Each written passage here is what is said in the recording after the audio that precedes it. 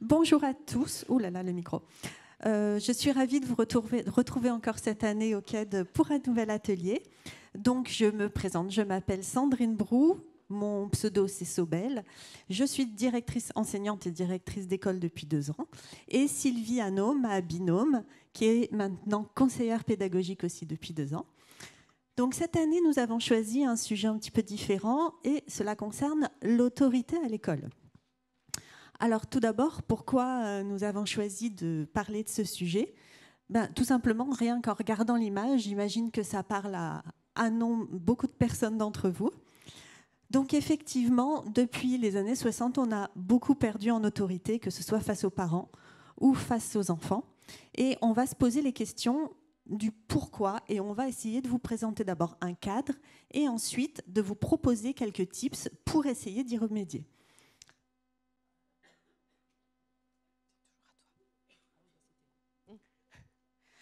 Alors, aussi, pourquoi on a choisi ce sujet ? Car on a constaté, Sylvie comme moi, que cela ne concerne pas que les débutants. Ce n'est pas seulement les jeunes enseignants face à ces élèves pour la première fois qui ont des problèmes d'autorité, mais ça peut également concerner des enseignants qui ont déjà de la bouteille, qui ont déjà l'habitude d'être en classe et qui malheureusement n'ont pas vraiment encore trouvé une manière de s'imposer face aux enfants.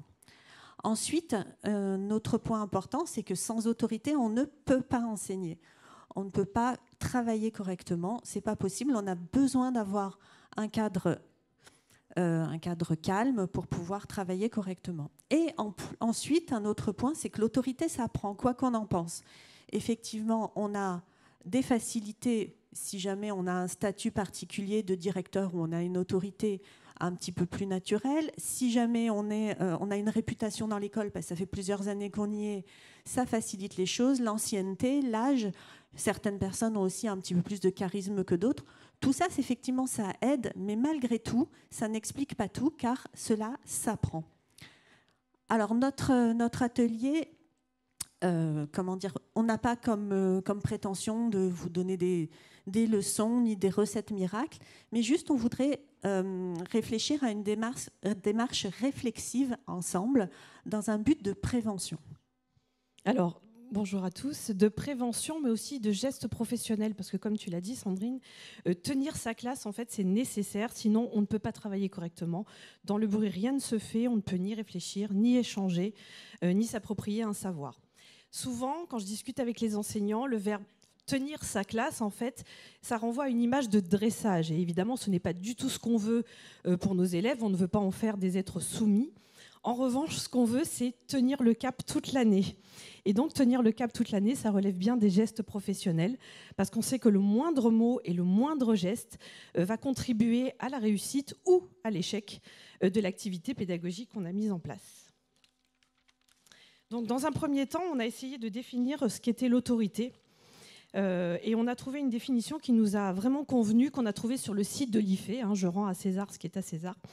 Donc l'autorité, c'est avoir de l'influence sur les autres, au point que les conseils et les directives soient suivis et respectés. L'autorité a d'autant plus de chances de se faire obéir qu'elle est consentie et qu'elle est librement reconnue.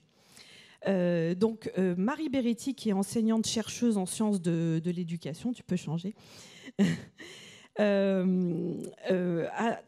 mené une étude et en fait s'est aperçu qu'il y avait un lien étroit entre l'autorité et la relation de confiance que vous, enseignants, vous allez pouvoir établir avec les élèves ou avec les parents. On en parlera après aussi.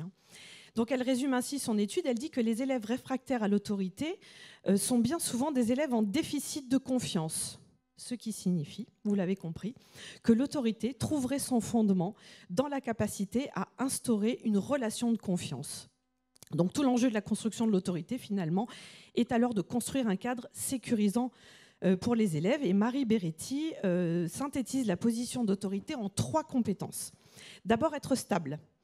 C'est-à-dire que ça relève à la fois de la gestion des émotions, un enseignant qui s'effondre devant ses élèves, qui se met en colère, qui perd le contrôle de ses émotions, qui pleure même parfois pour faire culpabiliser les élèves, eh bien ça les fragilise en fait. Et c'est tout sauf sécurisant. Pareil, lorsque vous dites quelque chose, vous le faites. Si vous annoncez que lorsqu'on doit descendre en sport, par exemple, on va passer devant les classes, on ne va pas faire de bruit, etc. Et sinon on remonte, vous le faites. C'est-à-dire que même si les élèves, vos élèves vous aimeront moins, c'est pas grave, vous vous êtes engagé, vous avez dit quelque chose et vous allez jusqu'au bout. Tant pis, vous redonnerez une chance un peu plus tard, mais vous l'avez dit, vous le faites, vous gagnez en crédibilité si vous allez jusqu'au bout. Donc chaque élève a envie et besoin même d'appartenir à un groupe, et donc si tout le groupe suit dans l'ensemble les règles, les autres vont avoir envie de suivre aussi. La deuxième compétence, c'est la fiabilité. C'est-à-dire que l'enseignant doit être une personne ressource en cas de conflit, par exemple. C'est-à-dire qu'il va écouter toutes les parties, prendre au sérieux les inquiétudes et surtout rendre justice. Les élèves attendent de nous que nous soyons justes. Et vous gagnerez également en respect et en autorité. La troisième compétence, c'est la transparence. La transparence sur les attentes. On parle tous de pédagogie explicite en français et en maths, mais on en oublie que la pédagogie explicite, c'est aussi sur le comportement. On s'imagine que les élèves doivent savoir comment se comporter. Pour peu qu'on ne leur ait pas donné les règles à la maison, eh bien, c'est à vous de leur apprendre. Donc, vous allez vous montrer en tant que modèle également, et en termes d'attendu, ce qu'on attend d'eux, avec vos règlements de classe, par exemple, ou en valorisant des élèves qui se comportent correctement, les autres vont comprendre ce qu'on attend d'eux finalement. Cette confiance, finalement, elle est basée sur la reconnaissance réciproque, ce qui veut dire que vous également, quand vous vous adressez à vos élèves, montrez-leur du respect. Le tact, en fait, que la façon dont vous allez passer le message est aussi importante que le message lui-même, parce qu'en plus d'être explicite, l'autorité doit reposer sur la connaissance réciproque.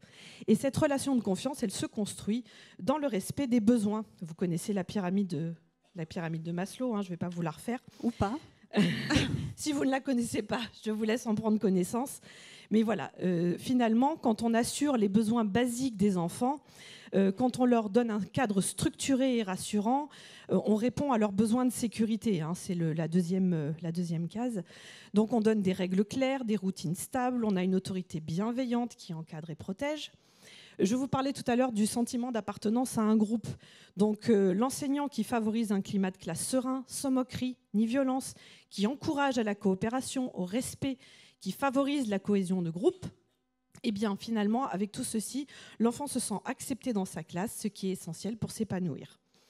Renforcer l'estime de soi, c'est le niveau 4. Donc un enseignant qui exerce une autorité juste, qui valorise les progrès autant que les résultats, j'insiste là-dessus, qui encourage, qui donne confiance, qui écoute, finalement ça va booster l'estime de soi et elle est essentielle pour que l'élève ose participer, poser des questions et progresser. Et enfin, permettre l'épanouissement, c'est-à-dire que quand tous ses besoins finalement sont satisfaits, l'enfant va pouvoir prendre plaisir à apprendre, à s'investir, à créer et à atteindre son potentiel. Mais on peut se demander justement si, à l'inverse, un enseignant peut-il se sentir, peut-il exercer son autorité si ses propres besoins ne sont pas respectés? Parce qu'on parle des besoins de l'enfant depuis tout à l'heure, mais vous avez aussi, et on l'oublie souvent, vous avez aussi des besoins. Je laisse Sandrine développer. Alors donc, du point de vue de l'enseignant, on doit se poser déjà 2 questions fondamentales. La première, déjà, comment vous voyez? Comment l'enseignant se voit? Est-ce qu'il est légitime à être là? Est-ce qu'il a sa place? Ou est-ce qu'il se sent, il a le sentiment d'imposteur? Ça, c'est très important parce que si les enfants ressentent que vous vous excusez tous les jours d'être devant eux, ils vont le ressentir et vous allez perdre en autorité. Deuxième point important, est-ce que l'enseignant a un sentiment d'efficacité personnelle? Qu'est-ce que ça veut dire? C'est le sentiment de se dire « j'ai préparé mon cours, j'arrive et je sais que ce que je vais faire, ça va avoir des résultats bénéfiques, positifs sur les apprentissages des enfants ». Effectivement, si déjà l'enseignant arrive en classe avec un sentiment d'échec ou un sentiment de se dire « je ne suis pas prêt, de manière ça va être nul », forcément ça ne passera pas, les enfants vont le ressentir et vous perdrez également en autorité. Et deuxième question qu'il faut se poser aussi, c'est comment est-ce que l'enseignant se sent?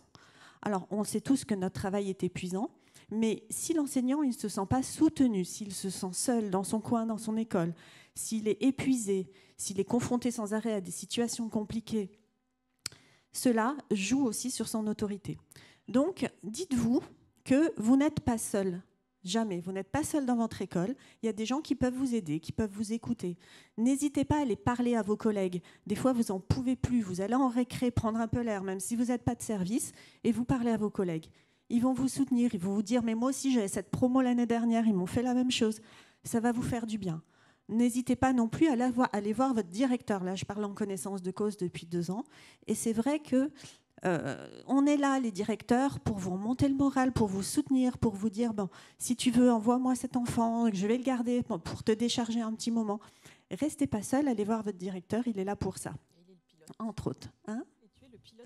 Oui, et je suis également maintenant, depuis la loi RIAT, les directeurs sont des pilotes pédagogiques et on a ce rôle de plus en plus important actuellement. Ensuite, on a le RASED aussi, pour lesquels il ne faut pas hésiter à faire appel, parce que quand il y a des enfants où vous ne savez plus quoi en faire, ils peuvent vous aider, les prendre et vous soulager. Et dernier point, bien évidemment, on a les conseillers pédagogiques qui sont là aussi pour vous venir en aide. Si vous êtes perdu dans votre classe, que vous avez un sentiment d'échec, qu'il n'y a rien qui marche, ou même pas autant, vous pouvez faire appel à eux. Et autant les directeurs que les conseillers pédagogiques, on n'est pas là pour vous juger. Et je pense que ça, c'est ce qui arrête beaucoup d'enseignants. C'est la peur de dire, voilà, on va aller dire qu'on est en échec et qu'est-ce qu'on va penser de moi ? Que je suis une mauvaise maîtresse. Donc non, il ne faut pas penser ce genre de choses parce qu'on est vraiment bienveillant et on est là pour aider. Plus que pour vous juger, on ne va pas vous juger du tout. Voilà, c'est à moi de passer. Non. Vas-y. Donc, je vais vous parler des parents maintenant, justement. Parce que même si, lorsque je m'entretiens avec des collègues, alors surtout des néo-titulaires, finalement, les parents, ça reste un peu la bête noire. Sauf qu'on oublie aussi qu'eux aussi ont des besoins fondamentaux. Il n'y a pas que les élèves, il n'y a pas que les enseignants, même si vous avez bien compris le message, c'est prenez soin de vous. Il y a aussi les parents qui peuvent remettre en cause l'autorité de l'enseignant si leurs besoins ne sont pas respectés, notamment leurs besoins de sécurité.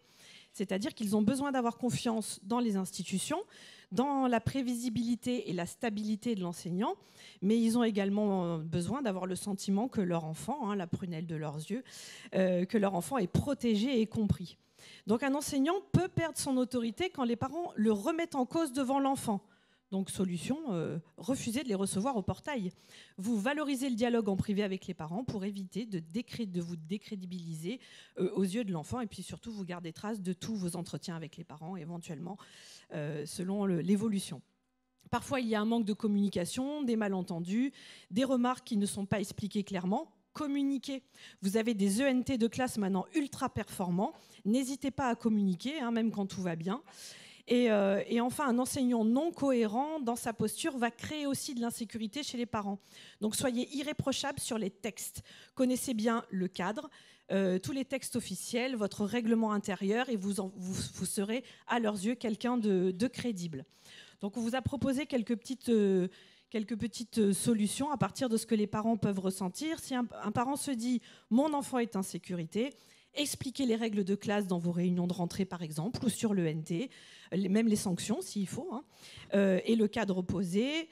Un parent veut se dire « je veux faire confiance à l'école », soyez clair et professionnel, et toujours à l'écoute. Parfois, simplement de les écouter, ça fait redescendre la tension, et tout se passe mieux après. Un parent doit se dire aussi « je me sens respecté », donc évitez de les juger, ce qui ne vous empêche pas après, entre collègues, de discuter, de dire toutes les vilaines choses que vous avez envie de dire. Ça fait du bien aussi. Et enfin, les parents veulent et doivent, d'ailleurs, vous avez une obligation d'information auprès des parents, donc informez-les régulièrement, et comme je vous disais, même quand tout va bien. Si vous recevez des parents un petit peu compliqués, je sais que c'est très difficile parce qu'on est fatigué, qu'on est soumis quand même à plein de choses diverses et variées et qu'on a une charge cognitive aussi bien comme il faut. Donc essayez de garder votre calme face aux critiques et de ne pas rentrer en conflit ou dans un rapport de force parce que de toute façon, vous y laisserez la santé. Donc écoutez plutôt ce qu'ils ont à dire et reformulez du type « je comprends votre inquiétude, mais… ». Voilà, mais voici ce que j'observe en classe, etc. En fait, si vous restez ferme et professionnel sans devenir finalement autoritaire et tomber dans l'autoritarisme, vous gagnerez cette relation de confiance. Rappelez-vous ce que disait Marie Beretti. Elle disait qu'on doit établir une relation de confiance avec les élèves, mais également avec les parents. Si on a cette relation de confiance, en règle générale, ils vous laissent tranquille. C'est ce qu'on constate, en tout cas, nous, sur le terrain. Alors, point suivant. Donc, on va maintenant vous présenter quelques tips, quelques conseils pour la classe et pour gagner en autorité. Donc un premier point essentiel, c'est la voix. La voix, quand vous êtes en classe, votre voix donne le ton aux élèves. Une voix grave, posée, où vous parlez de manière douce, ça rassure les enfants. Si vous avez une voix trop aiguë, vous parlez trop vite, vous parlez sans arrêt, vous parlez trop fort, vous criez, vous les perdez, il ne vous écoute plus, et là, ça devient vraiment compliqué. Ensuite, votre voix est également importante quand vous passez, que vous aidez les élèves de manière individuelle. Il y a des enseignants qui arrivent, qui font « Non, là, ça ne va pas du tout, refais-moi ça ». Non, vous accroupissez, vous mettez à côté de lui, vous lui chuchotez ce qu'il a besoin de savoir. Pourquoi ? L'enfant, déjà, si vous parlez fort, ça va déranger le reste de la classe, les autres qui essayent de se concentrer. Et ensuite, l'enfant qui a demandé de l'aide, il va se sentir humilié, il va se sentir pointé du doigt et il ne va plus oser après vous demander quoi que ce soit. Deuxième point important, qui est vraiment très important, c'est arriver à avoir des moments de silence total dans la classe. Même quand vous faites une leçon, à un moment donné, ne parlez pas trop longtemps. Il faut avoir des moments de silence où vous allez pouvoir, à ce moment-là, tout bien récupérer. Voilà. Je vais y arriver. Donc, les moments de silence, c'est aussi important quand vous avez besoin de dire quelque chose à la classe. Attendez que tous les enfants soient disponibles à vous écouter. S'il y en a 2-3 qui parlent, ça ne va pas, commencez pas. Vous devez, pour réussir à récupérer le silence, avoir une posture convaincante. Si vous êtes là, que vous attendez, vous tournez le dos, vous faites autre chose, ils ne vont pas se taire. Par contre, si vous êtes là, vous attendez. Alors, ou vous attendez, ou vous dites, toi, là-bas, le prénom de l'enfant qui parle, ou vous écrivez son prénom au tableau, quoi que ce soit. Vous attendez, vous avez vos lunettes, là. Vous baissez vos lunettes. Ça fait de l'effet. Et vous n'avez pas besoin de crier, pas besoin de dire « chut, taisez-vous ». Ça ne marche pas du tout, ce n'est pas la peine. Et ça vous permettra aussi d'éviter de répéter 40 fois les mêmes choses. Vous l'avez dit, il y en avait plein qui parlaient, ils n'ont pas entendu. Et on le redit, sortez votre cahier rouge une fois, sortez votre cahier rouge 2 fois. Non, ils doivent savoir, vous dites les choses une fois, moi je dis, écoutez, vous m'écoutez ? Je ne parlerai pas plus fort que ça et je ne répéterai pas. Ceux qui n'ont pas entendu, tant pis pour vous. Ils se taisent. Et vous n'avez pas besoin de crier, vous n'avez pas besoin d'en faire des masses. Ensuite, troisième point important, c'est savoir de temps en temps aussi lâcher prise. C'est-à-dire qu'à un moment donné, entre 2 activités, il peut y avoir du bruit. Oui, il y a du bruit. Et à ce moment-là, il y a du bruit pendant quelques minutes. On n'est pas là, chut, taisez-vous. Non, on laisse un petit peu de bruit parce qu'ils en ont besoin de discuter un petit peu avec son copain, de se lever, d'aller prendre un mouchoir, d'aller boire un coup. Voilà, on a des moments. Sylvie, tu parlais aussi peut-être des brain breaks. Des brain breaks, oui, tout à fait. Souvent, quand je vais dans les classes des néo-titulaires, je vois des enfants qui restent assis pendant des heures. Je ne suis même pas capable, moi, de le faire. Donc, imaginez les enfants. Ils seront d'autant plus reconnaissants et respectueux envers vous que vous respecterez leurs besoins physiologiques, justement, en faisant des petites pauses actives. Donc, les brain breaks, ce sont des petites pauses courtes, actives et relaxantes pour réduire la fatigue cognitive et reposer le cerveau et améliorer ensuite la concentration. Donc ça peut être des pauses ludiques, des pauses en chanson, relaxantes, motrices ou créatives. Dans tous les cas, vous respectez leurs besoins physiologiques et ils seront après d'autant plus concentrés. On se rappelle que les élèves ont une capacité de concentration à peu près de 10 minutes en maternelle et 20 en élémentaire. Donc ça ne fait pas grand-chose. Mais si au milieu, le corps peut bouger et que justement le cerveau peut se reposer un petit peu, ça leur fera le plus grand bien. Et c'est un petit peu bruyant, évidemment, à vous de voir votre seuil de tolérance. Et ça dépend vraiment des personnes. Alors, point suivant. Alors, surtout, gardez votre place d'enseignant et osez vous exprimer comme un enseignant, c'est-à-dire gardez votre langage soutenu. Vous n'êtes pas là pour parler comme eux, pour utiliser les mots qui sont à la mode en ce moment, pour leur taper dans la main. Vous n'êtes pas leurs potes, ne copinez pas avec eux, ne vous mettez pas sur les groupes WhatsApp des enfants, sous prétexte que vous allez plus vous faire aimer parce que vous êtes copains avec eux. C'est une grosse erreur, parce que vous allez perdre en autorité. 5e point, comme disait Sylvie tout à l'heure, il est important de tenir ses promesses. Je ne vais pas développer. Attention de ne pas annoncer des choses que vous ne pourrez pas tenir. Ça, c'est important aussi pour le respect. Ensuite, comme l'a dit aussi Sylvie tout à l'heure, soyez juste et osez dire non aux enfants. Ce n'est pas parce que vous allez être juste que vous allez essayer de comprendre. L'injustice, les enfants, ils ne supportent pas. Hein. C'est lui qui est puni alors que c'est lui qui n'a rien fait. Non, ça, ils ont vraiment beaucoup de mal avec ça. Alors, perdez un petit peu de temps pour les écouter, même si ça vous paraît minime et pas important. Pour eux, c'est vraiment important et ils vont être reconnaissants par la suite d'avoir fait ça. Mais cela, d'être attentif et bienveillant, n'empêche pas non plus qu'il faut savoir leur dire non. On ne peut pas tout accepter sous prétexte qu'il faut savoir se faire aimer. On a un cadre, on le respecte. C'est non négociable.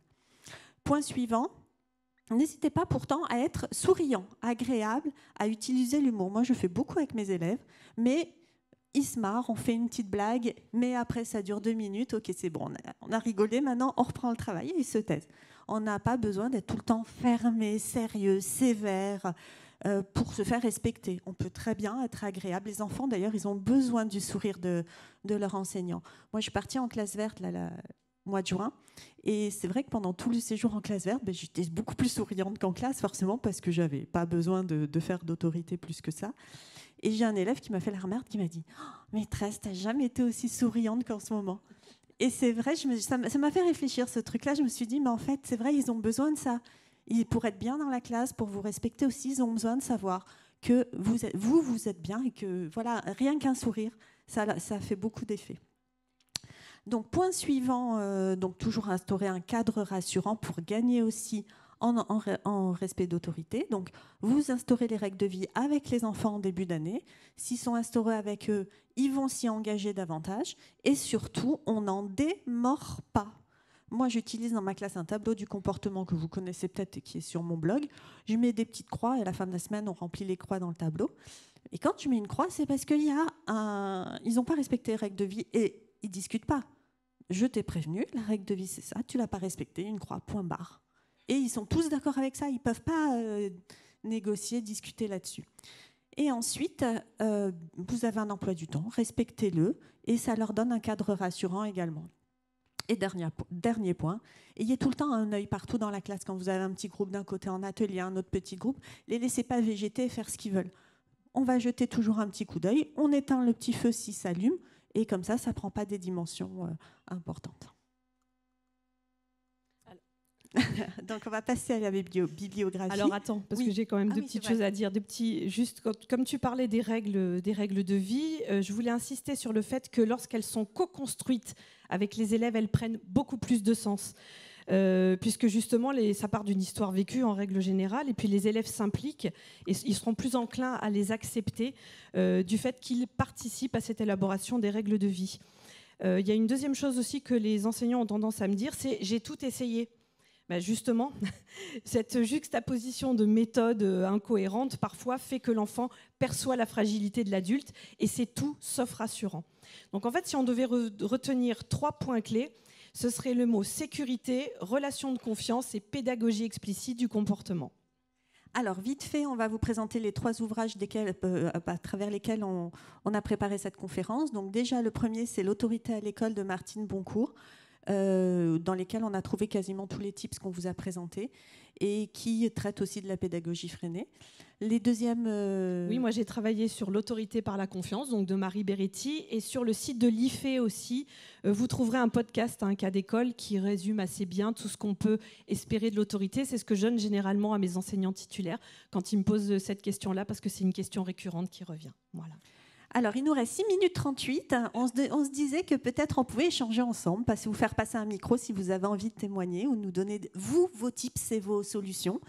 Alors, parler de sanctions aussi, parce que souvent on a cette question qui revient. Voilà, donc soit sur le thème de la rentrée, soit sur le thème de récupérer le silence et l'attention des élèves, soit est-ce qu'il faut sanctionner quand un enfant digresse une règle, ou est-ce que vous avez d'autres témoignages et d'autres choses à nous dire ? Vous avez la parole. Est-ce que quelqu'un veut dire quelque chose peut-être sur la rentrée, quels sont vos tips pour instaurer votre autorité le jour de la rentrée ? Qui fait passer le micro ? Hein ? Qui fait passer le micro ? Vous pouvez faire passer le micro ? Il y a des mains qui se lèvent. Non, il n'y a personne qui veut prendre la parole ? Vous n'osez pas ? Ne nous laissez pas tout seuls, s'il vous plaît. Oui, ça ne fait pas peur. Si, voilà. Il y a quelqu'un. Merci.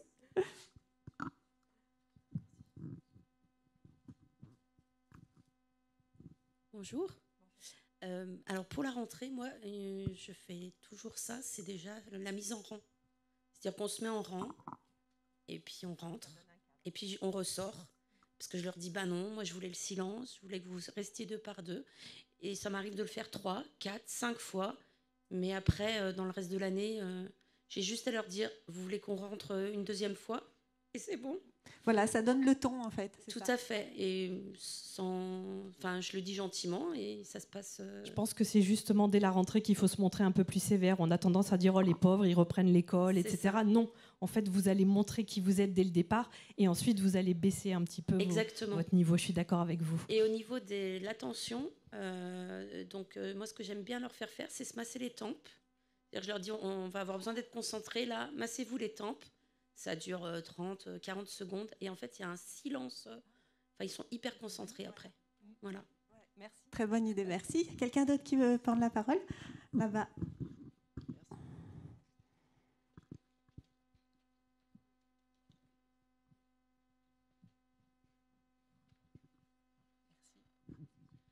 Bonjour. Moi, par rapport à récupérer l'attention des élèves, c'est une étudiante que j'avais dans la classe qui a aimé ça, donc je vous le partage. Ça vient de l'animation, j'ai rien inventé. Je fais un cri, que je chante ou que je peux varier les intonations. Donc je leur dis « oh yéyé » et eux, ils doivent répondre « oh yaya ». « Oh yéyé », c'est que la maîtresse, eux, c'est « oh yaya ». Mais en même temps que leur réponse, ils doivent taper dans les mains et poser leurs mains sur la table.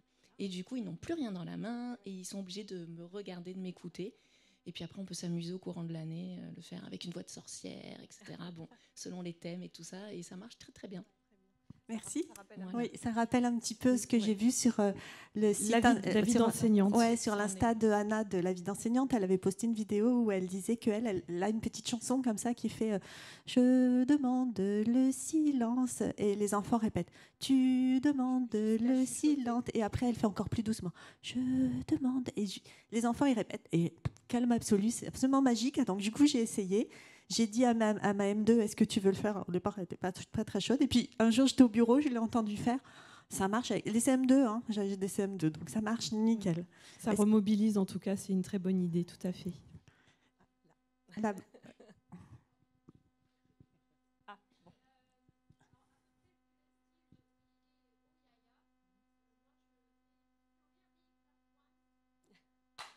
Thank you very much for the English.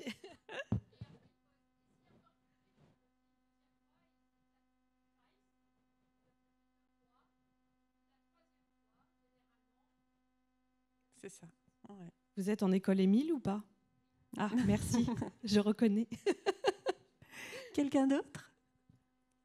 Non, plus personne? Alors, donc par rapport aux sanctions, qu'est-ce qu'on peut dire? Oui, alors moi j'ai souvent des questions en tant que conseillère pédagogique sur les sanctions. Donc ça fait partie du processus éducatif. Évidemment, on essaye de ne pas en arriver là. Je pense que tant que la prévention est vraiment performante, on n'a pas besoin d'en arriver à la sanction, mais ça arrive, c'est inévitable et il faut faire avec. De toute façon, quand on va voir chez les pédagogues, que ce soit Rousseau, Kant ou Éric Prérat, punir, c'est aussi faire son métier d'éducateur. Donc, à chaque fois qu'on peut l'éviter, évidemment, on l'évite. Mais par contre, quand on le fait, on l'explique. Donc, on l'explique et on le fait surtout. C'est-à-dire que si on a menacé de le faire, il faut aller jusqu'au bout. Donc, pas de menace quand même au point de les terroriser, évidemment. On rappelle les règles. Et ensuite, l'élève prend ses responsabilités. Pas d'humiliation. Vous avez le droit d'exclure momentanément. Rappelez-vous, les élèves veulent faire partie d'un groupe et veulent sentir qu'ils appartiennent à un groupe. Quand vous pratiquez évidemment l'exclusion, c'est pas dans le couloir tout seul. Vous savez tous les dangers que ça peut provoquer. Donc par contre, on peut l'isoler dans un petit coin le temps de retrouver son calme, voire parfois le mettre dans une autre classe parce que c'est plus possible de supporter et pour les élèves et pour les enseignants. Vous avez ce droit-là à condition bien sûr que ça ne soit pas récurrent. Moi, ce que j'aime bien, c'est la... Alors, oui, pensez à convoquer les parents aussi. Rappelez-vous le droit à l'information. Il faut qu'ils soient au courant pour pas qu'ils le découvrent dans le LSU, par exemple, ou dans une équipe éducative, sans qu'on ait d'abord dialogué avec eux. Ça peut être un véritable choc pour eux. Et donc, moi, ce que j'aime bien, c'est la fiche de réflexion. Alors, on peut le faire à des degrés différents, évidemment, mais la fiche de réflexion où on s'engage, où on signe, où on explique ce qui s'est passé, quelles conséquences ça a eu, et qu'est-ce que j'aurais pu faire pour éviter ça, comment éviter que cela recommence. Ça permet à l'enfant de revenir sur ce qui s'est passé, d'y réfléchir, vous pouvez les aider là-dessus, et ensuite, justement, de trouver une solution pour ne plus que ça recommence. Voilà, donc ça, c'était pour la partie des sanctions. C'est ce que je réponds en règle générale, mais vous avez peut-être d'autres idées. Bon, il nous reste 24 secondes. Du coup, on a fini. Merci à tous pour votre écoute. Vous pouvez nous retrouver sur nos blogs et nos comptes Insta. Merci beaucoup. Merci beaucoup.